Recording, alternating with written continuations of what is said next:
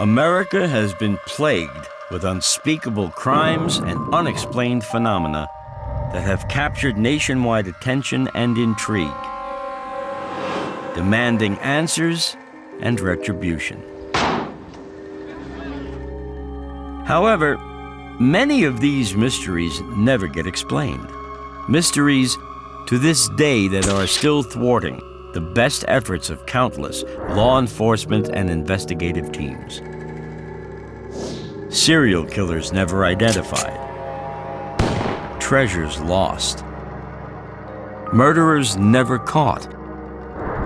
And conspiracy upon conspiracy spinning into tangled webs of inconclusive evidence and unresolved truths. This compelling documentary series presents a countdown of America's 60 most notorious unsolved mysteries and crimes in a dramatic compilation revealing these unanswered questions in 10 fascinating episodes.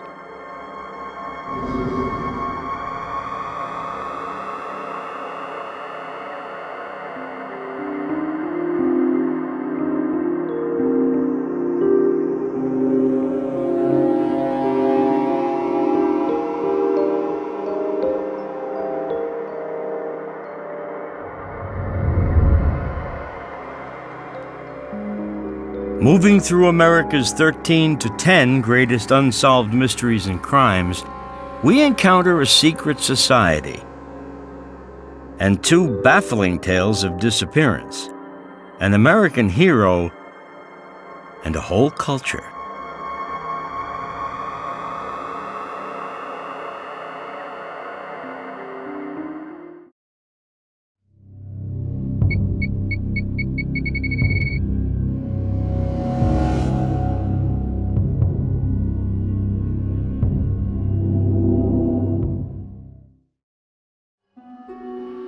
Dan Brown's 2009 thriller, The Lost Symbol, takes on the world's most powerful and clandestine society, the Freemasons.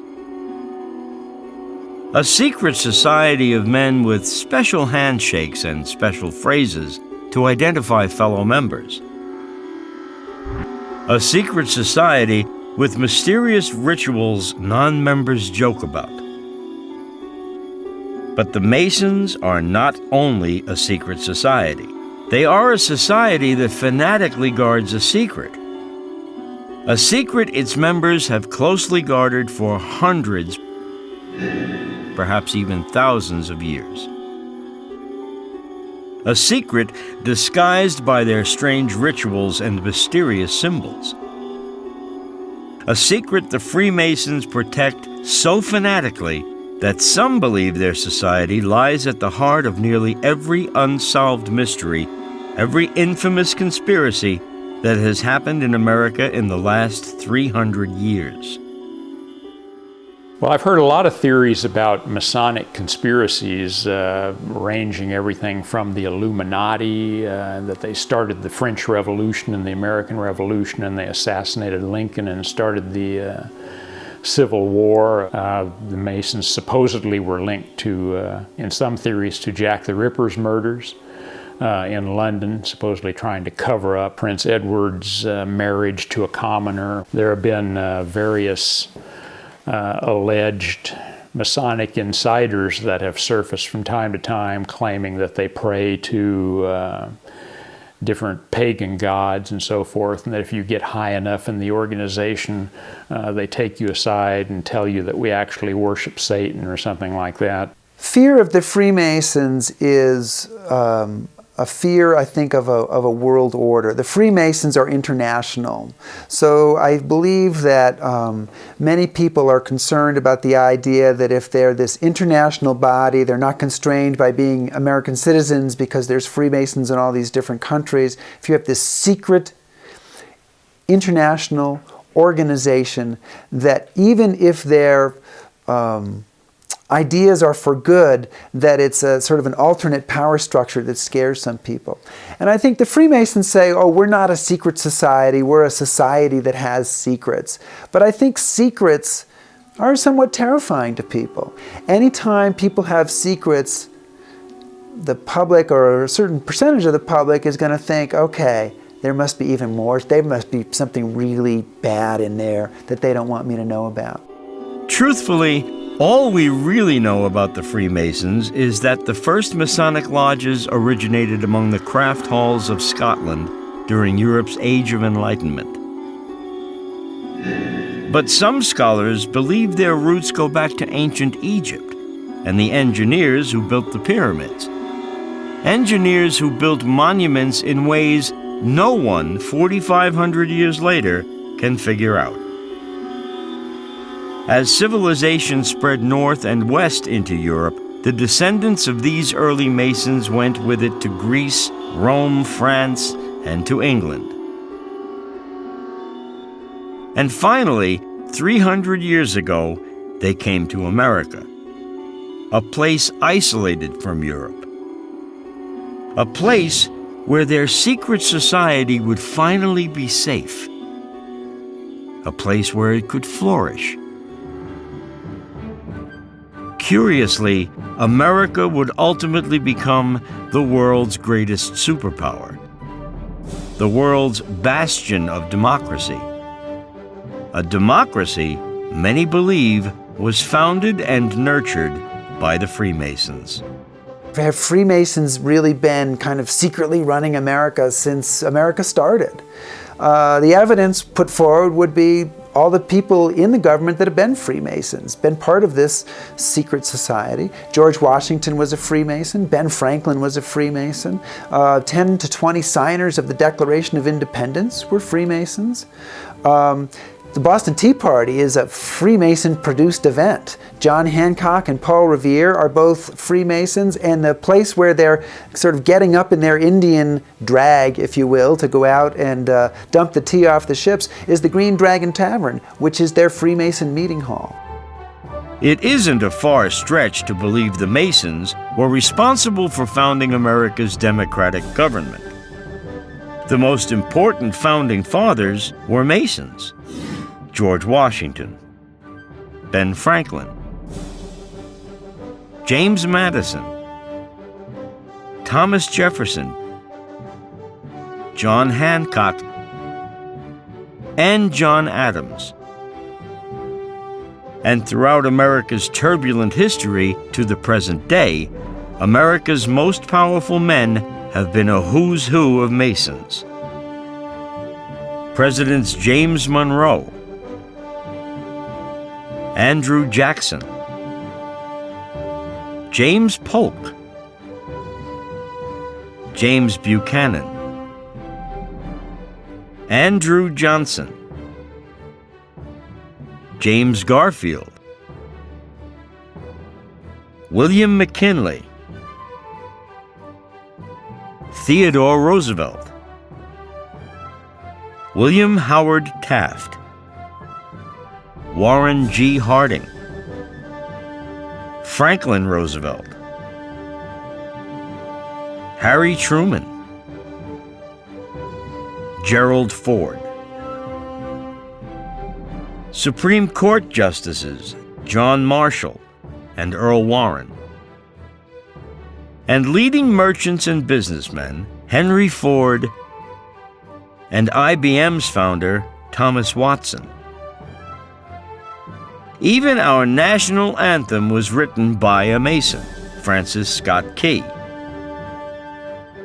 It's only natural for the Masons to have men in positions of power to protect the Masons' closely guarded secret, to go to any lengths necessary to ensure it is never revealed. So what secret would be so great that it would cause a group to cross a dangerous ocean and set up camp in harsh, primitive wilderness just to create a government dedicated to protecting that secret? Well, no one who isn't a high-degree Mason knows. The secret is hidden away among Freemason rituals and symbols, including the all-seeing eye with the pyramid, the United States seal, the compass, the square, and the level. even the city streets of Washington, D.C. itself. Many people believe that the streets of Washington are designed in the Freemason arc and compass and represent secret symbols inside the street plan of Washington. These are rituals and symbols that only the most adept, the highest echelon of Masons, are allowed to learn. Rituals and symbols that are explained only when one has studied and proven himself to be worthy. Supposedly, they are keys to the great mystery that lies at the heart of Freemasonry. A mystery they are willing to die for, to kill for. Something that has made Masons one of the most feared secret societies in America. In 1826, William Morgan found out just what it meant to go up against the Masons. William Morgan in upstate New York is kidnapped and widely believed to have been murdered by the Freemasons. He had threatened to reveal Freemason secrets. And the result of his kidnapping is this huge rise in anti-Freemasonry. So people then become convinced that he's been kidnapped and killed. He was killed for revealing the secrets. The Freemasons are trying to keep these secrets to the point of death. So, American Freemasons guard a secret. Guard a secret no matter what it takes. Is it a secret that, if revealed, would shock the human race? Shock it so much that chaos would reign and civilization as we know it would crumble? Or is it a secret that would free humanity and usher in a golden age of peace and prosperity? Are American Freemasons benevolent caretakers, guarding us against ourselves, helping humanity to survive? To find out, you'll have to join a very exclusive, very secretive society and prove yourself. And then see if you dare tell the world.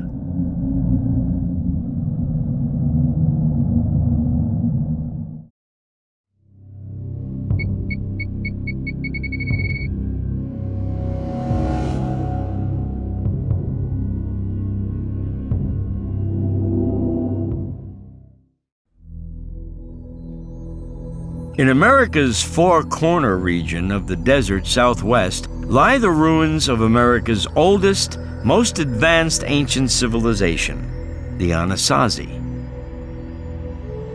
The Anasazi's intricate, superbly built cliff cities are equal to the wonders of the ancient world, equal to the splendor of the Egyptian pyramids and the beauty of the Mayan temples. But while we know a lot about the ancient Egyptians and the Maya through their descendants, the Anasazi's descendants are nowhere to be found. All we are left with is a great mystery. What happened to this advanced race? Where did the Anasazi go? The Anasazi are probably one of the biggest mysteries of the Southwest because no one knows for sure who they were, what they did, other than leave behind these pretty elaborate ruins. They obviously had a very large civilization which has been dated back to before the Aztecs, but they've been gone for so long that even the Indian tribes in the middle 1800s had no idea who they were. When the Anasazi vanished, all they left behind were their spectacular cities, exquisite pottery, and their mystifying kivas. As a result, they left us a mystery so puzzling that scientists and archaeologists have been unable to solve it for centuries. Who were the Anasazi? And did they vanish into thin air? Everything about the Anasazi is mysterious. Even their name is from a Navajo word meaning ancient enemies. Where they came from is another mystery no one can answer. Many even claim they were aliens. All that is known is that the Anasazi arrived suddenly in the desert southwest's Four Corners region, sometime around the birth of Christ. The area is a dry and harsh environment, hardly capable of supporting life. Hardly a place to call home or build an empire. Yet, for some reason, the Anasazi thrived. I think the greatest accomplishment of the Anasazi during their golden age is that they flourished. They weren't just living, they flourished in an area that has always been challenging to live in environmentally. You know, the American Southwest today is an arid landscape with scattered resources, and these folks did it in a way that I don't think is replicated anywhere in North America. They really did something special. They were able to put up architectural monuments, if you will, that exist 1,000 years later, 1,200 years later, 1,500 years later, that are still there for archaeologists to find. So how could these people flourish in an environment modern-day people find nearly impossible to live in? And how could they build large, thriving cities at Chaco Canyon, New Mexico, and Mesa Verde, Colorado, without sophisticated tools and machinery? The Anasazi didn't even have the wheel. Some archaeologists, like Steve Nash, think they have the answer. The Pueblo buildings are made out of resources that you can find on the landscape. These folks were using sandstone chunks of various sizes to make walls, in some cases at least 3 feet thick. And they were stone masons, probably who specialized in doing nothing but what we would today call bricklaying. What did they do for their roofing materials? This is where, to me, it gets interesting, because they used trees, and they used trees of different sizes in a perfectly logical arrangement for rectangular rooms. They would get the large beams, the large trees for doing the cross beams, and then they'd use smaller trees for the next layer, and then they would use smaller branches or grasses and then put mud on top. The trick is, where do you get trees in the American Southwest? You can drive around through Monument Valley, through Mesa Verde land, through Chaco Canyon land, through southeastern Utah, and trees aren't all that common. You find them in the mountains. The people that were living in Chaco Canyon about 1,000 years ago, just over 1,000 years ago, were making gigantic structures. And one of these structures, Chetro has got 250,000 trees in it. Where'd they get them? They got them from at least 50 miles away at the Chusca Mountains. And we know this from looking at the chemical composition of the tree rings in the wooden beams that are still found there, because the chemical composition matches the chemical composition of the trees in the Chusca Mountains. How were they getting those trees from 50 miles away? They didn't have draft animals, so they didn't have horse-drawn carts. They didn't have the wheel. They carried those things or floated them down a river. But it's a huge labor investment that we're talking about. And many times today, people will think about these folks were eking out a living and scratching out resources from the landscape. These folks had free time, and they had the ability to focus, to concentrate resources. Somebody was inducing probably young men to spend a great portion of their adulthood doing nothing but transporting beams from 50 miles away. Though the explanation sounds convincing, would human beings really choose to live in such a harsh environment when they could easily move someplace less forbidding? Why stay in the desert unless there was something special about this region? And that brings us to the heart of the Anasazi mystery. Where did they go? Perhaps the answer lies in the Anasazi's cliff cities. In their unique underground ceremonial rooms called kivas. Kivas were said to possess mysterious powers. They were portals to other worlds, other places.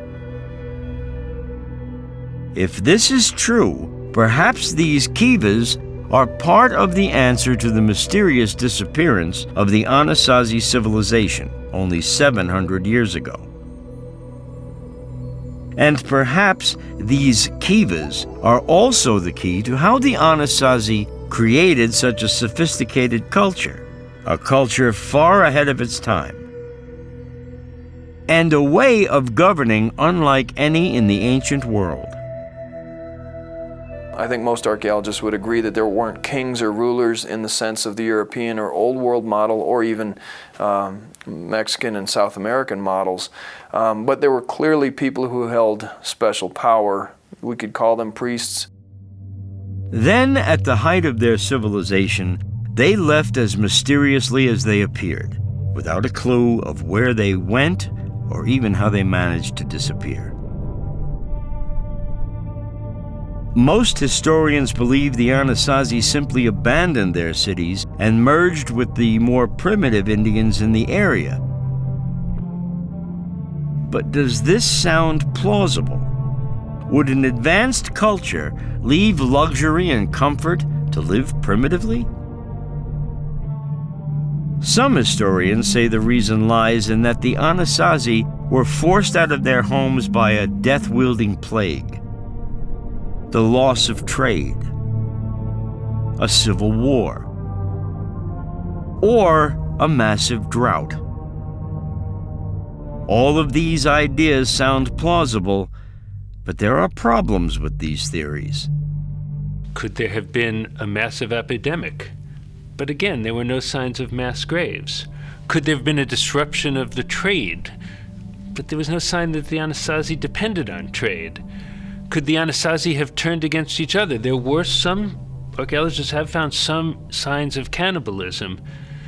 But again, that wouldn't explain why are there no mass graves, and why didn't the victors stay on? They can't find any archaeological evidence to say that any of these theories are actually valid. That, I think, is probably what makes it a mystery we'll never be able to solve.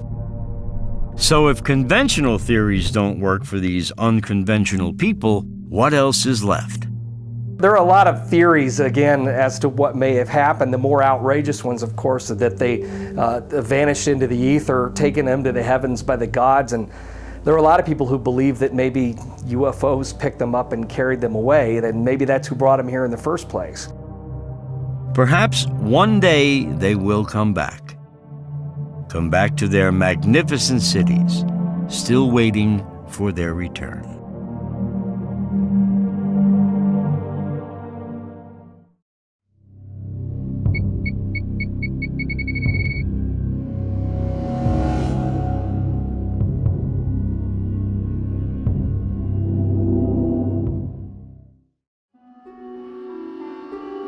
Where did she go? The story of Amelia Earhart is one of the biggest mysteries of all time. People are fascinated with her because she was such a pioneer. She was one of the first really famous women aviators. She would have been the very first woman to fly around the world if she'd actually made it. The fact that she disappeared without a trace on her way to Howland Island in the South Pacific, I think is really what has kept her story alive, because we'll never know what happened. Amelia Earhart was America's darling. She was daring, beautiful, outspoken, witty, and perhaps the greatest thrill seeker of all time. She broke into the news headlines in 1932 when she became the first woman to fly solo across the Atlantic. Duplicating Charles Lindbergh's extraordinary feat earned her the Distinguished Flying Cross and the dashing nickname Lady Lindy. It also made her an instant celebrity, the world's second biggest celebrity after Lindbergh.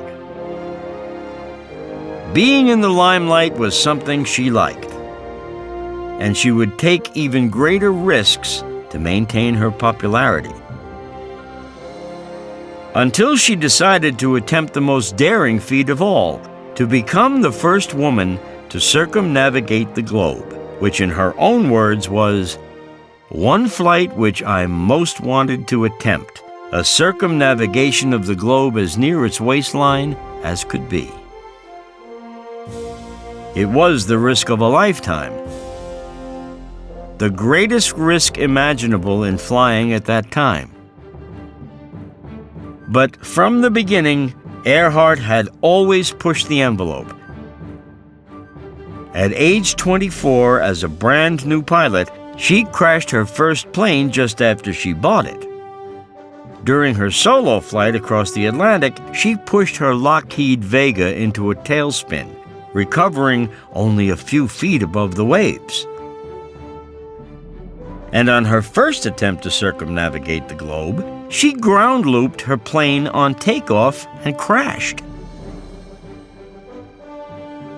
On May 21, 1937, Earhart and her navigator, Fred Noonan, took off from Oakland, California in their Lockheed Electra to circle the globe.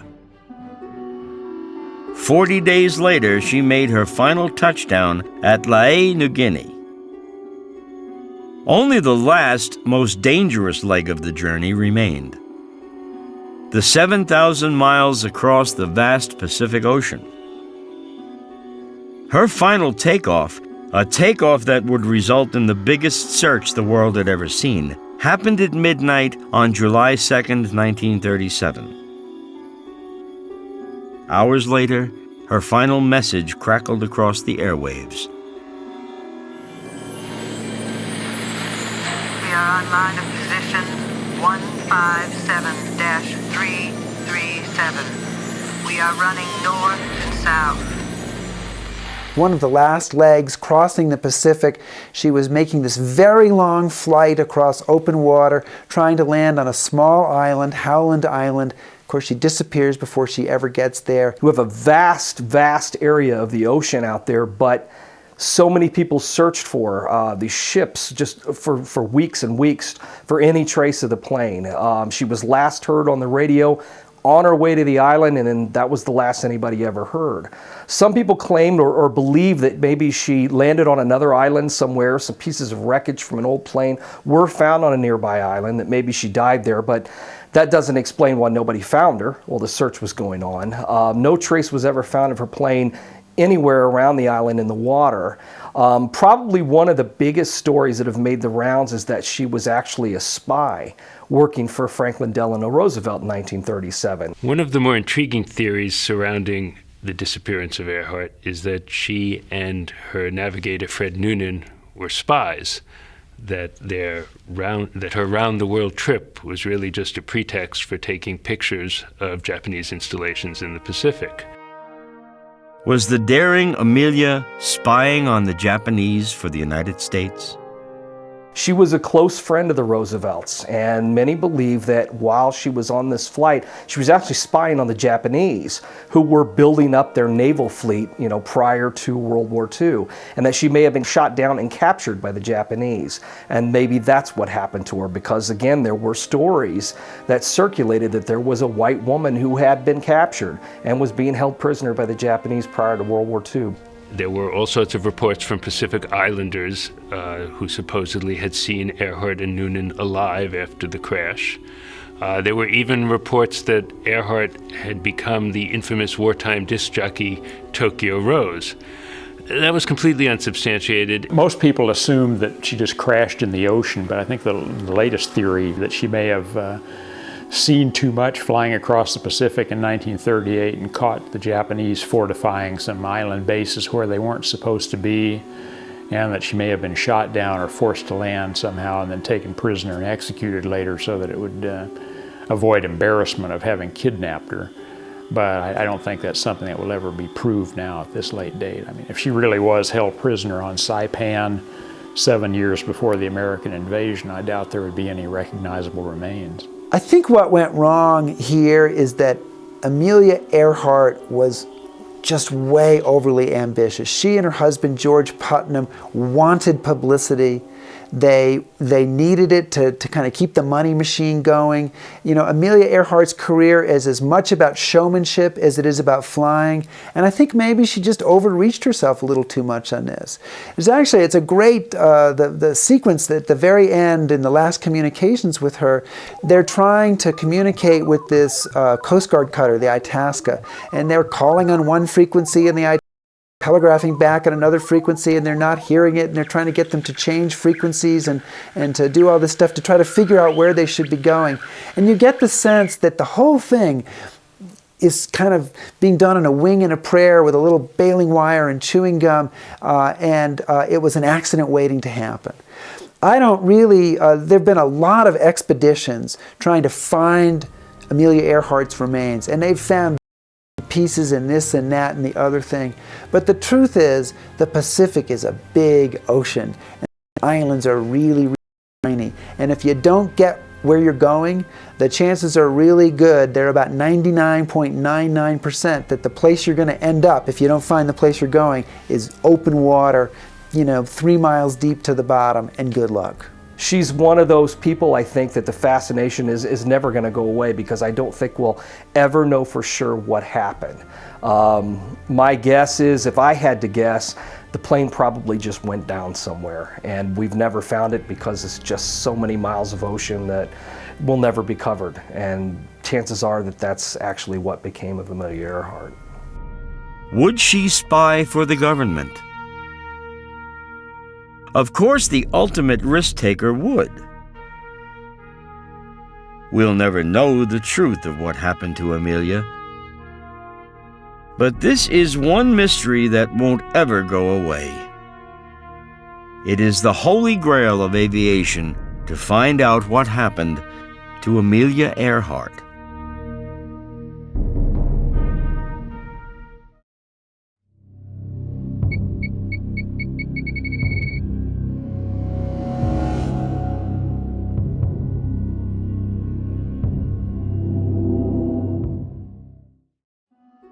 Of the most famous trials of the 20th century, Sacco and Vanzetti, the Rosenbergs, Alger Hiss, O.J. Simpson, the Lindbergh case stands out for its lack of political significance. This was not a case about race, this was not a case about politics, and yet it gripped America at least as firmly as any of those other cases. You had hot dog vendors lining the street where the body was found. You had sightseeing planes circling the scene of the crime. You had 12,000 people writing to the Lindberghs just to tell about their dreams about the kidnapping. In 1932, Charles Lucky Lindbergh was America's most well-known and most beloved man. An aviation hero, high in the pantheon of America's super aviators.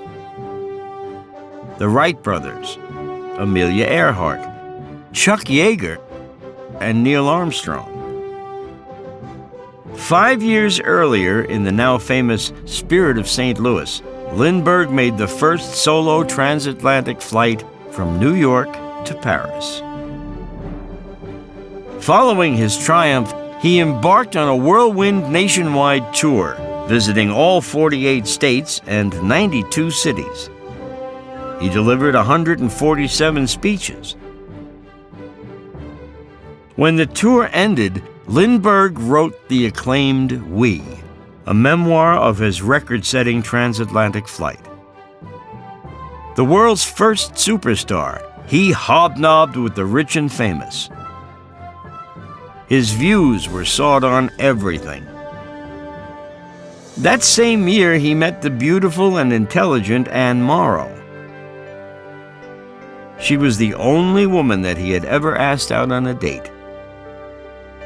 Their courtship became America's romance, and in 1929, they were married. The following year, they began their family with the birth of their first child, Charles Lindbergh Jr. And then the unimaginable happened. On March 1st, 1932, the nursemaid, Betty Gow, put 20-month-old Charles Lindbergh Jr. in his crib in an upstairs bedroom. Sometime in the next 20 minutes, it happened. Somebody took the baby. Somebody used the ladder and got into the window, took the baby, and probably trying to keep the baby from crying, because it wasn't a tiny baby, it was a young enough child to be frightened by what was going on. My guess was they probably accidentally smothered him, trying to keep him quiet, taking him out of the lawn, it was a pretty big estate, and out into the woods. And then when they realized the baby was dead, tried to hide the body, but not wanting to give up on this score, they decided to play it out like they still had the baby, take the ransom money, and disappear. It just didn't work out that way. At 10 p.m., Gao discovered that the baby was missing from his crib. Lindbergh raced to the nursery to see for himself. There he discovered a ransom note. Dear Sir, have $50,000 ready, $25,000 in $20 bills, $15,000 in $10 bills, and $10,000 in $5 bills. After 2 to 4 days, we will inform you where to deliver the money. Frantic to get their son back, the Lindberghs paid the ransom. An intermediary gave the money to a mysterious man in a New York City cemetery. In exchange, he handed over a note saying that the Lindbergh son was being held on a boat called the Nellie at Martha's Vineyard. The child was supposedly in the care of 2 women who, according to the note, were innocent. Lindbergh went there and searched the docks. However, there was no boat called the Nellie. A desperate Lindbergh even flew a plane low over the boats in an attempt to startle the kidnappers into showing themselves. After 2 days, Lindbergh admitted he had been duped. Then the worst happened. On May 12, 1932, delivery truck driver William Allen discovered the corpse of a toddler only 4.5 miles from the Lindbergh home. Allen notified the police, who took the body to a morgue in nearby Trenton, New Jersey. A distraught Charles Lindbergh identified the body as his kidnapped son. For 2 years, the police searched for the kidnappers. They found nothing. Then a German immigrant, Bruno Hauptmann, was arrested for the kidnapping and murder of Charles Lindbergh Jr. My guess is they wanted to hurry this thing along and get it over with and bring an end to this whole ordeal that had gone on for a year. In a trial that was held from January 2nd to February 13th, 1935, Hauptmann was found guilty as the sole murdering kidnapper and sentenced to the death penalty. He was executed by electric chair at the New Jersey State Prison on April 3rd, 1936. Case closed, right? And yet Hauptmann proclaimed his innocence right up until his death. Even when the governor of New Jersey offered to convert the death sentence to life in prison in return for a confession, Hauptmann refused. Hauptmann might have been, just a scapegoat for the whole thing if there weren't things that tied him to it. See, that's the problem I have with it. I think there was enough evidence to show that he was linked to this kidnapping in some way, not the least of which was the wood from the ladder that was used, built right out of his garage, was built using that wood. It seems hard for me to believe that somebody could have torn all the wood out of his garage and built a ladder out of it without him knowing about it. Now, did he know what they were doing with it? Maybe not. The fact that this friend of Lindbergh's who tried to make this ransom drop to this mysterious man in the cemetery and identified as Hauptmann's voice, could he have been mistaken? Sure, it's possible. It could have been another man with a German accent, and that's all he heard and maybe assumed that it was Hauptmann. It's possible that he could have been just, the whole thing pinned on him. But I honestly do think he was involved in some way. The Lindbergh kidnapping fascinates me for 2 reasons, and one is that I personally believe that Hauptmann was framed for the crime and that he was innocent. And the other thing that intrigues me is that they could never actually prove that the Lindbergh child was killed per se.